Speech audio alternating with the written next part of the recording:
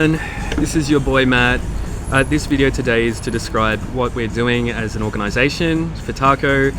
When I say ethical altruism, I'm really just meaning altruism as a broader community, okay? I was very reluctant to use the term ethical altruism because many of the members of that community, as people, they aren't so much vanilla as they are graham crackers. And when I say that, I'm really thinking of my colleague Sam Harris. I would say that he is my friend, but we have significant disagreements, and the nature of our industry is that we provide conversation. That conversation includes contradictions between each other. We work those things out, and as people choose sides and continue the conversation, hopefully we come up with better ideas. But in the meantime, as that is going on, a large amount of it is entertainment, okay? And it's really about facilitating people's egos and feeling like they're smarter and better than other people. And if you can come up with like a contradiction that someone says, you get to feel smart. And that is an aspect that Sam Harris, that's an aspect of his personality, which I do find frustrating. His background initially was, and I benefited from this, was originally in having conversations with very religious people and trying to explain there's a lot of faults in the way that thinking is, and there's consequences to that. That's 100% true. And it's difficult to keep doing that work if you don't find pleasure in proving something correct. And by virtue of what Sam has had to do, which has been very difficult and worthwhile, might I add, there is an aspect to Sam's personality which kind of rubs me the wrong way. So, let me describe what we are doing as clearly as possible. The reality of altruism and raising funds for charities is that if you want to do that, you're going to have to get people excited, and you're going to have to tap into human emotions. You're going to have to make people feel special by doing something nice. Now, the reality of a lot of different programs, such as having like these young evangelical Christians, this is something I've seen a few times. They'll be flown over to a foreign country, and then they'll like fucking build a fucking school block with cement bricks, but it will cost 4 times as much as if the locals just did it, and half the time the locals have to fix up all the mistakes that those kids fucking make as they're making it. But it allows a group of people to feel special. It allows money to have gone to that group of people, and it has created a link culturally between that town and the organization that made that building. Now, the reality of social media is that my job, and based on the tools I have, is to maintain engagement with a very large base. Okay? And that means I need to tap into those emotions. Okay? This is a very reasonable thing to do if you're a marketer or a propagandist. Now, what I need to do is I need to get people consistently engaged in altruistic works, particularly large mega projects. That's what I'm interested in, is like potentially having, like, and I don't know if it's feasible yet, having the Congo River flow into the ocean seamlessly so that cargo ships can go into the Congo and therefore be able to provide economic development to an undeveloped nation, right? Those are the kinds of things I'm interested in raising funds for, or promoting for billionaires and people with a large amount of money to look at doing these very important projects which have a humongous benefit for humanity and entire peoples. Now, to get that, I'm going to need to be able to maintain social engagement. And the business model I'm using for that is a man called Mr. Beast, and I'll put a documentary which was made by Then and Now, who's a political economist, lovely fellow. Again, I think I've rubbed him the wrong way at different times. It's not intentional. Who describes the capitalist altruism of Mr. Beast. So what Mr. Beast will do is that he will do these massive giveaways, and people will feel thrilled because they get all this immense amount of wealth very quickly. And it's like, what a lovely guy Mr. Beast is. He gives away all his stuff.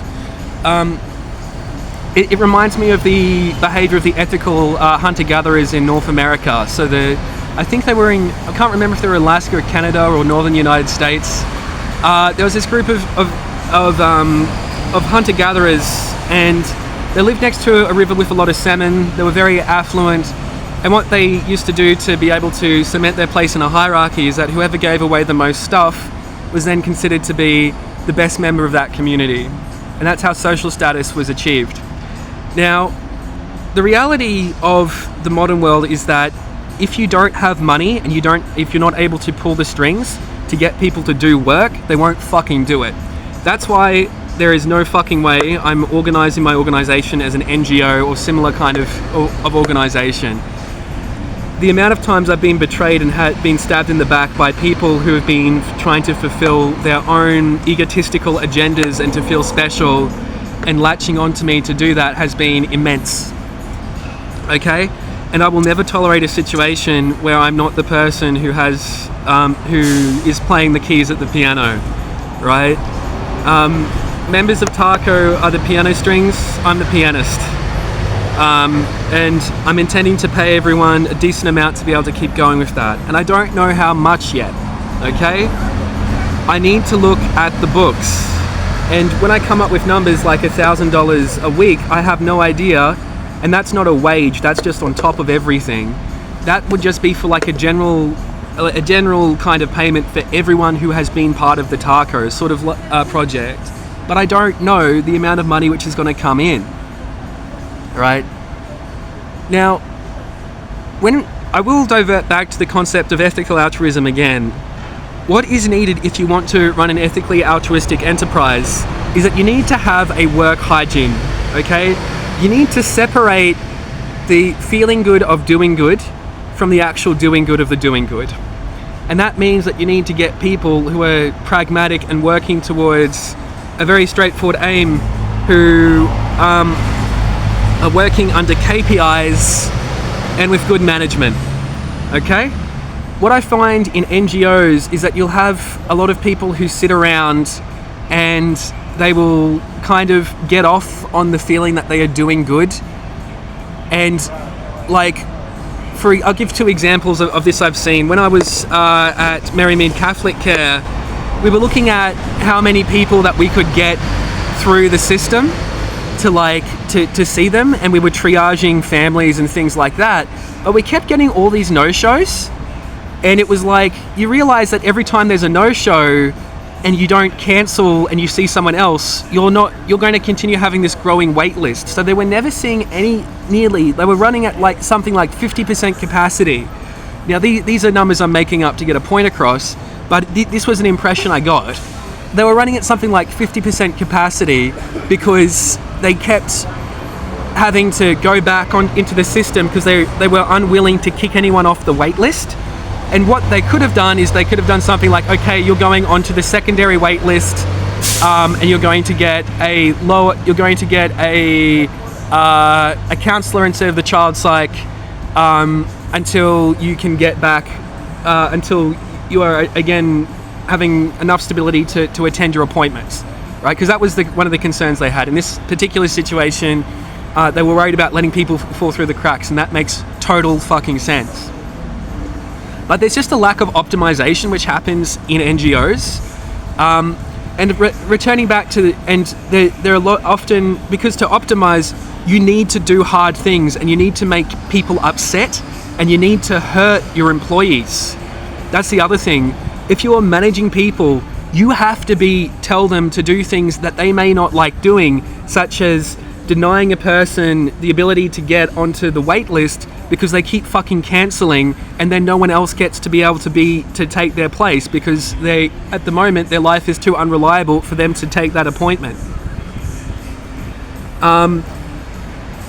Right, and in general, charities are often people unwilling to do that because of often, and this is said compassionately and with a bit of tongue in cheek, they can be filled with people with big hearts but are useless. Big hearts and useless people. And that's a bit of a stretch, but it can sometimes be like that. I particularly have found that with unions. I have never found I've always been a member of my union because politically I'm to the left, and I've generally been a supporter of unions. But what I've found is that every time I've met a person, I've had to go to a union for a problem, I've been very badly let down, and the people just seem to be interested in a feeling of doing good rather than actually assisting the person in need. And that has been the story every single fucking time. And most of the services which are provided by unions in Australia, I have found, have been provided by another NGO in the community where I haven't had to pay anything to be a part of it. But that's a rant on that. So just remember, we are in the promotion business. We sell altruism. We get attention to projects.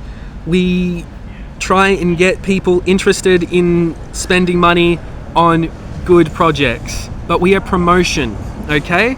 And you have to understand human nature and have a little bit of panache and jazz to be able to do this work. These are things that Sam Harris has none of, but I love him for his lack of it. And that is a compliment, because we need people who are those fucking graham crackers.